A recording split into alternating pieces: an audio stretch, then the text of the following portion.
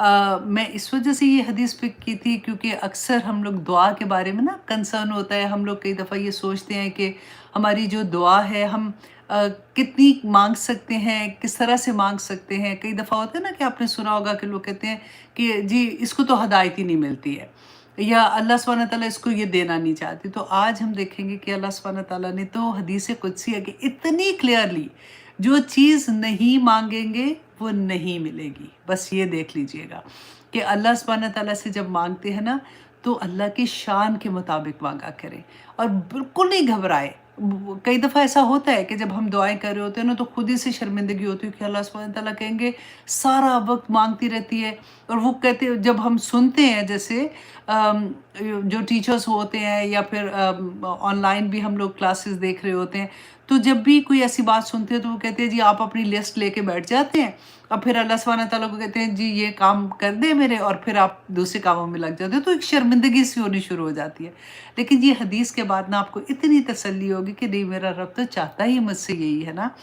कि मुस्लिम की हदीस है 2577 कि रसूलुल्लाह सल्लल्लाहु अलैहि वसल्लम ने फरमाया कि अल्लाह सुब्हानहू व तआला फरमाते हैं, रसूलुल्लाह ने इरशाद फरमाया कि ए मेरे बंदो, मैंने अपने ऊपर ज़ुल्म को हराम किया और मैंने तुम्हारे दरमियान भी ज़ुल्म को हराम कर दिया है, सो तुम एक दूसरे पर ज़ुल्म मत करना। ठीक है, नंबर 1। नंबर 2 ये कि ए मेरे बंदो तुम सब गुमराह हो। अब गौर से सुनिए, ए मेरे बंदो तुम सब गुमराह हो सिवाय उसके जिसे मैं हदायत दे दूँ। ठीक है, अल्लाह सुब्हानहू व तआला ने के बगैर तो हिदायत मिल नहीं सकती ना, लेकिन मिलेगी कैसे? अल्लाह सुब्हानहू व तआला ने फरमाया सो तुम मुझसे हदायत मांगो, सो तुम मुझसे हदायत मांगो, मैं तुमको हदायत दूंगा। तो इसलिए दिल खोल के अल्लाह सुब्हानहू व तआला से हदायत क्या हर चीज़ मांगनी है। फिर अल्लाह सुब्हानहू व तआला ने फरमाया कि ए मेरे बंदो तुम सब भूखे हो सिवाय उसके जिसे मैं खाना खिला दूं, सो तुम मुझसे खाना मांगो, मैं तुम्हें खाना खिलाऊंगा। ठीक है, ए मेरे बंदो, अब तीसरी चीज़, ए मेरे बंदो तुम सब बेलिबास हो सिवाय उसके जिसे मैं लिबास पहना दूं, सो तुम सब मुझसे लिबास मांगो, मैं तुमको लिबास पहनाऊंगा। ए मेरे बंदो तुम दिन रात गुनाह करते हो और मैं तुम्हारे गुनाहों को बख्शता हूँ, सो मुझसे बख्शिश मांगो, मैं तुम्हारे गुनाह बख्श दूंगा। तो देखिए हर चीज़ में ये है कि दुआ, वो कहते हैं ना, दिल भर के दुआ करनी चाहिए और हर चीज़ के लिए अल्लाह सुब्हानहू व तआला के सामने।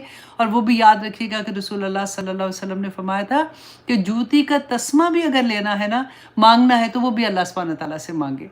अच्छा, आगे अब देखिए कि रसूलुल्लाह ने फरमाया कि अल्लाह सुब्हानहू व तआला फरमाते हैं कि ए मेरे बंदो तुम किसी नुकसान के मालिक नहीं हो और नहीं मालिक नहीं हो कि मुझे नुकसान पहुंचा सको, और तुम किसी नफ़ा के भी मालिक नहीं हो कि मुझे कोई नफ़ा पहुंचा सको। ए मेरे बंदो, अगर तुम्हारे अव्वल और आखिर तमाम इंसान और जिन तुम में से सब के सब इतने ज़्यादा मुत्तकी हो जाएं कि उससे ज़्यादा आज तक कोई मुत्तकी नहीं हुआ, हो जाए तो भी मेरी बादशाहत में कुछ इजाफा नहीं कर सकते। और अगर ए मेरे बंदो तुम में से अव्वल और आखिर तमाम जिन्नो इंसान, आप देखिए डिटेल कितनी है इसमें कि बार बार अल्लाह सुब्हानहू व तआला हमें क्या समझाना चाहते हैं कि अगर सब के सब आप लोग बदकार भी हो जाओ तो तब भी मेरी बादशाहत में कोई चीज़ की कमी नहीं आ सकती। अल्लाह सुब्हानहू व तआला को कोई परवाह नहीं है। फिर अल्लाह सुब्हानहू व तआला फरमाते हैं, ए मेरे बंदो अगर तुम्हारे अव्वल और आखिर तमाम इंसान और जिन एक जगह पर खड़े होकर मुझसे सवाल करें और मैं हर फर्द का सवाल जो उसने किया उसकी हर दुआ पूरी भी कर दूं, तो जो कुछ मेरे पास है इसमें से सिर्फ इतना भी कम नहीं होगा जितना कि एक दरिया के अंदर, एक समंदर के अंदर आप सुई डाल के निकालते हैं तो उसके नोक पे जो पानी लगा होता है ना, अल्लाह सुब्हानहू व तआला कहते हैं उतना भी कम नहीं होगा। ए मेरे बंदो, अब इम्पॉर्टेंट और बात, ए मेरे बंदो ये तुम्हारे आमाल हैं, आमाल हैं, आमाल हैं जिन्हें मैं तुम्हारे लिए जमा कर रहा हूँ, फिर मैं तुमको इसकी पूरी पूरी जज़ा दूंगा। ये बड़ी डर वाली बात है कि अल्लाह सुब्हानहू व तआला का इंसाफ जो है ना, अल्लाह बस हमें माफ़ कर दे। वो कहते हैं अल्लाहुम्मा इन्नका अफ़ुव्वुन करीम तुहिब्बुल अफ़्व फ़अफ़ु अन्नी, कि या पाक परवरदिगार डिलीट कर देना, क्योंकि अमाल तो अल्लाह सुब्हानहू व तआला के पास जमा हो रहे हैं ना। और फिर इससे भी देखें डर वाली बात, अल्लाह सुब्हानहू व तआला फरमाते हैं, बस जो शख्स خیر کو پالے وہ اللہ کی حمد بیان کرے، اور جو خیر کے سوا کوئی اور چیز، مثلا کوئی آفت ہے، مصیبت ہے، کوئی تکلیف ہے، اگر وہ اس کو پہنچے تو وہ یہ نہ کہ یہ میں اپنے پاس سے کہہ رہی ہوں کہ میرے نصیب میں لکھا ہوا تھا، تقدیر میں لکھا ہوا کیا کریں، یہ تو ہوتا ہی ہے۔ دیکھیں وہ نبیوں کے ساتھ بھی تو ہوا تھا۔ اللہ سبحانہ تعالیٰ نے کیا فرمایا کہ جس کو خیر کے سوا کوئی چیز، مثلا آفت، مصیبت پہنچے تو وہ اپنے نفس کے سوا کسی کو ملامت نہ کرے۔ میں نے جب یہ پہلی دفعہ حدیث پڑھی تھی نا، آنیسٹلی اس پوری، کیونکہ اتنی چیزیں تھی اس کے اندر کہ اس کو ابزارو کرنے میں اور اس کو سمجھنے میں وقت لگا تھا، کہ وہ اس کے بعد پھر یہ کئی دفعہ ایسا ہوا کہ جب ایسی کوئی بات ہوتی تھی، کوئی کسی کے ساتھ کوئی مشکل آتی ہے، تو میں ان کو جب یہ سمجھاتی تھی کہ ہم نے اپنے آپ کو دیکھنا ہے کہ میری کام پہ غلطی ہے۔ پتہ ہے کیوں؟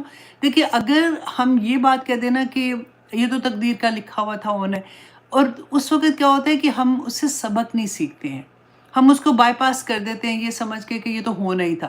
لیکن جب ہم یہ سوچیں کہ میری کوئی غلطی تو نہیں ہے، تو پھر ہمیں اپنی غلطیاں اتنی ہائی لائٹڈ نظر آتی ہیں کہ ہم ان سے بچنے کی پھر کوشش کرتے ہیں، اور یہی اس میں سبق بھی ہے۔ الحمدللہ۔